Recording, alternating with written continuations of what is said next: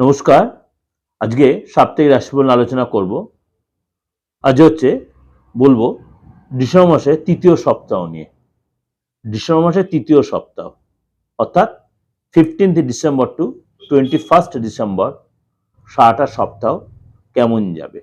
আমরা ক্রমশ 2025 একদম শেষ মুহূর্তে চলে এসেছি।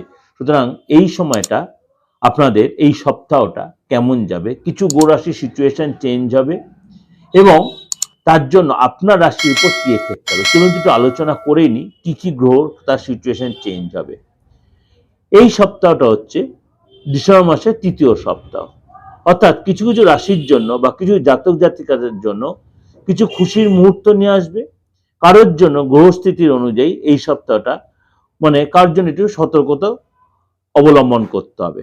যেমনি এখন এই সপ্তাহে গ্রহের রাজা সূর্য বৃশ্চিক রাশিতে রয়েছে, 16 তারিখে ধনু রাশিতে প্রবেশ করবে।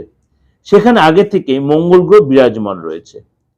বুধ বৃশ্চিক রাশি, গুরু বক্রী অবস্থায় মিথুন রাশিতে, শুক্র বৃশ্চিক রাশিতে 20 ডিসেম্বর ধনু রাশিতে প্রবেশ করবে এবং শনি মীন রাশিতে, রাহু কুম্ভ রাশিতে, কেতু সিংহ রাশিতে রয়েছে।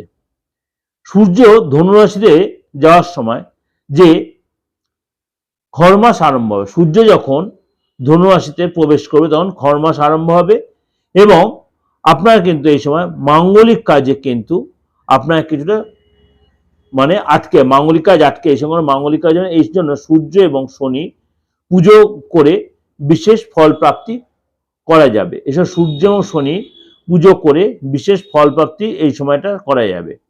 এই সময় আপনার এই সপ্তাহটা কেউ কেউ কোনো কোনো জাতক জাতিকা ভাগ্য যত সাথ দেবে, যেমন মেষ থেকে মীন অবধি আপনার সাপ্তাহিক সিচুয়েশনটা কেমন যাবে।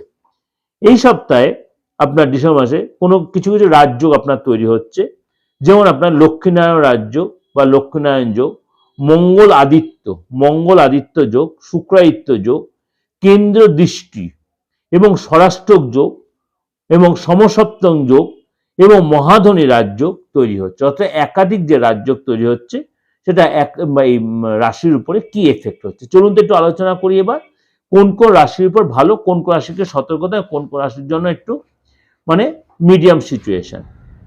কর্কট রাশি এই সপ্তাহে কর্কট রাশির জন্য আপনার পরিশ্রম যে করছেন পরিশ্রমের ফল কিন্তু আপনি পাবেন। বন্ধুদের সাথে পরিবারের সাথে আপনার যথেষ্ট ভালো সময় কাটাবেন। এই সময় কিন্তু আপনার কর্কট রাশির লোকেরা আপনার দীর্ঘ সময় ধরে আটকে থাকা কাজ এই সময় কিন্তু আপনি কমপ্লিট করতে পারবেন। দীর্ঘ সময় ধরে যে কাজ আপনার পড়েছিল তার পরিশ্রম করছিলেন সেটা কিন্তু রেজাল্ট পাচ্ছেন, সেটা কিন্তু এই সপ্তাহে তার রেজাল্ট পাবেন এবং এই সময় কিন্তু সফলতা আসবে। এই সময় কিন্তু সব কাজে সফলতা পাবেন।